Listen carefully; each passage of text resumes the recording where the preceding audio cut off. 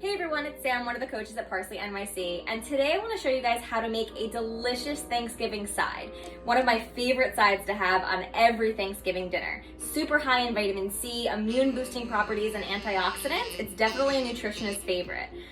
So what we're gonna do is we're gonna make roasted butternut squash with warming spices like cinnamon and paprika, and we're gonna top it off with some fresh parsley, some fresh pomegranates, and some toasted hazelnut.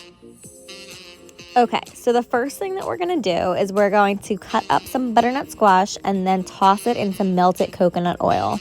Once it's coated in some melted coconut oil, I'm going to add some Ceylon cinnamon to the butternut squash, and lastly, top it off with some fresh organic paprika. So the cinnamon is really going to bring out the sweetness of the butternut squash and literally make your house smell like Thanksgiving dinner once it's baking in the oven. And the paprika is going to give it a little bit of spice. So I'm going to toss this all together. You can even put the lid onto your bowl and give it a really good shake to kind of get all of the flavors, all of the oils, all of the spices, covering the butternut squash completely. Once this is all shaken up, I'm going to put it over some parchment paper and bake it at 350 for about 40 minutes.